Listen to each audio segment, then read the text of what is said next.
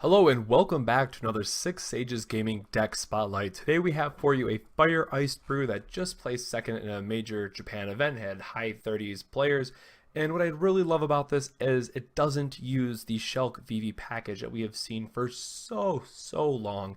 So this is certainly more of what you may call a mid-range variant, and Zalera definitely helps push you in that direction. So if you're looking for something that's a little bit different, you love Fire and Ice, and you just were looking for a different take on it, this is absolutely going to be a list for you. So let us get right into it. Starting off, that you know, we'll have Cid. This is something that popped up from the Netherlands that they really loved. And the one thing I'll note is that it is required that they have no cards, so we got to have something else to support it. So then we have things like Squall, Zidane, and Serah, which are really just in the deck to force your opponent to discard, hopefully get a great EX burst. But at the end of the day, if you're able to remove their best forward and have a 9k 5-drop on the field, that is not a bad spot to be in. Now, keeping in mind there is a lot of Vayne being played, so that's something to consider, but all in all, it's just a very good card. Rare Squall from Opus 1 is still putting in a ton of work. Now, we're going to use Laguna, we'll talk about that in a minute, but just a 9,000 body that can force your opponent to discard 2 cards also plays into the Cid strategy. Zidane in this list is mostly going to be used for the discard effect, but it's worth noting that he can draw if you really need it. Otherwise, he's just an upgraded Serah, which we have last, which is, you know, only discard 6,000 power, so it doesn't have the versatility as Zidane, but hey, you can discard it, so it is a little bit better, and you can tutor it off Mog, which is extremely relevant. Moving into more of our attackers, or what really helps push us in the more aggressive side, is Cloud, Vivi, Zack, and Rinoa. Cloud has been quite honestly a very powerful common that probably underrated at the start only because of the name, and we didn't add that disclaimer as well. But having Brave and being able to threaten plus 2,000 power on any of your forwards is very welcomed in this list. So he is putting in work. Vivi, yes, I realize how awful it is, or it can feel to use Firaga and not get what you want out of it. But as a 3-drop 4K, he comes into play. He's going to hopefully kill something, or should kill something. And then it's just an attacker to have. Not only that, but it does make Zidane cheaper. So we have to plan for that consideration as well. I think this is something that people kind of go back and forth on. Do you play starter version or do you play the legendary? And really just adjust those numbers to which you feel is best. But in this list, you have to run a Vivi to support Zidane. A 2 of Zack, it helps us find Cloud, but it's also the Bard effect, or giving your team plus 2,000 power on a body. So again, we're running this issue where we don't want to run a lot of 5-drops because we don't want to get hurt by Vayne, but it gives the deck that little extra push it needs to help burst past your opponent's forwards. And then lastly, Rinoa, just an all-around solid card. It's always going to be able to threaten a point of damage. If not, maybe they block it, and if they don't have, say, a heroic Una to remove it when it goes to the break zone, you're going to tap down all their guys and then threaten, you know, 3, 4, 5 points of damage, however many forwards you have. So a strong card that if you're playing Ice, regardless of what variant you're playing, you are most likely playing at least 2 of this card. It is just that good. Moving into some more of our utility characters that we do have, especially in the forwards, we have Laguna with an EX burst. When you have Squall, we mentioned getting to form this wall, getting some 9Ks. It helps with their power level, but getting to dull and freeze something is certainly good. Now we have something that is situationally, or not situationally, but you know, it doesn't have the power behind it, but it always works when you want it to, is Genesis.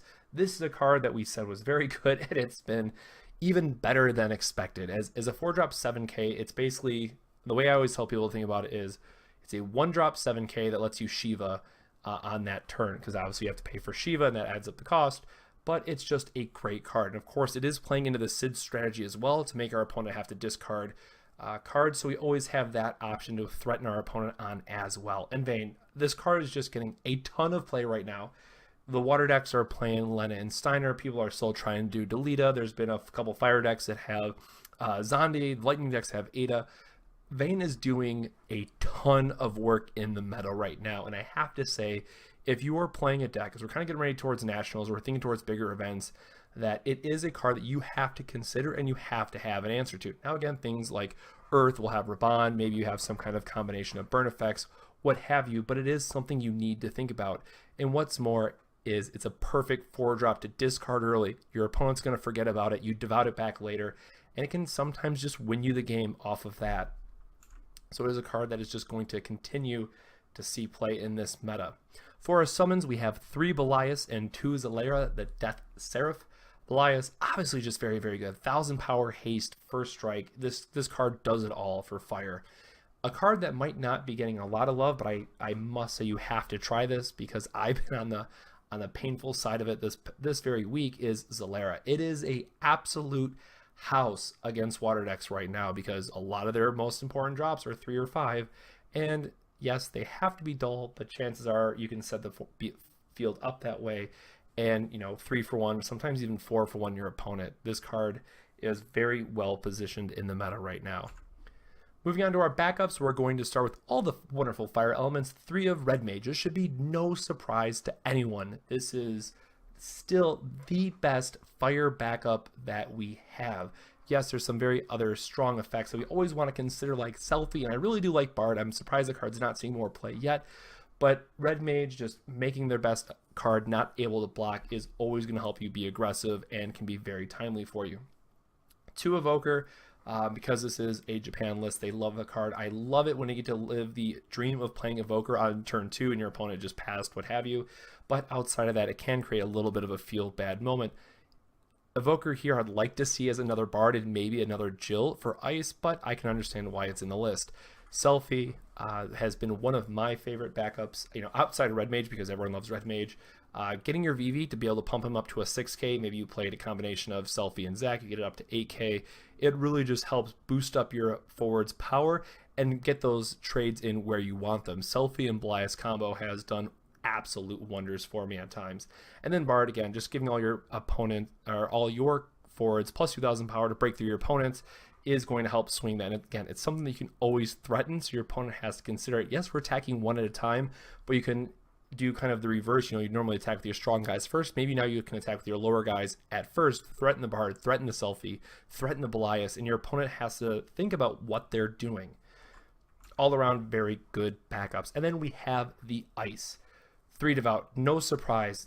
Getting back Squall, getting back Laguna, getting back Vayne. There is so many good targets for Devout in this deck, and it has always been one of my favorite cards in Ice, and a reason why Ice is always something I have to go back and play because the value in that card is insane. Yes, it's a 4-drop. Yes, you're going to be discarding things, sometimes 2 cards to pay for, but again, as we mentioned, you have free discard targets in this deck, be it the Squall, Lagunas, or Vaynes, that are not good unless you have A, you have Squall, Lagoon already on the field, or B, they have a 5-drop. So those are free to go to the break zone. You don't care to discard them. They're gone. Your opponent forgets about them. You play them back later. It is fine. Devout is a house of a card. Jihl, no surprise here, another staple in Ice. I am a little shocked to see it at 2 instead of a 3 because the special has won me a couple games as well, but it is one of those backups where it feels terrible to have to play it on turn 1, and I can understand for that reason why it's at 2. Kazusa, something we haven't seen a lot of, but another discard effect. So again, really trying to play into that Cid strategy.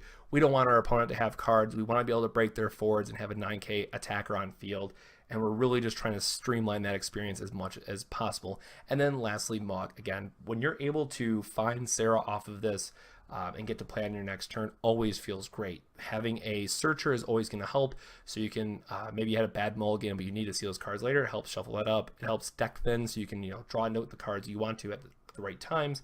It just does a lot of fixing for the deck. So Mog is always going to be here to stay in Ice, or at least until a time where those category 13 forwards are still played, which is probably going to be for a little while.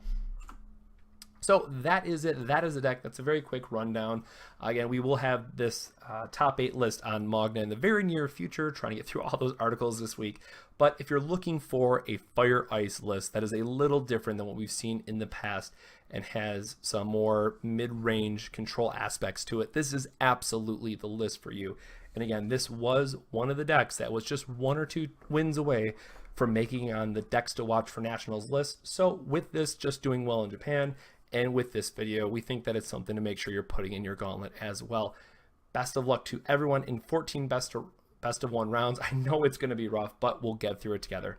So if you like this video, guys, make sure to drop us a like, comment down below what your favorite card in the list is, and of course, subscribe for more Final Fantasy trading card game content that really helps us get the word out there, and we really appreciate it. So Hope you guys will give this deck a spin at your locals this week, and until next time, we'll catch you on the next 6 Sages Gaming video. Have a good one. This video made possible by the patron support of viewers such as yourself. Thank you to our honorary sages.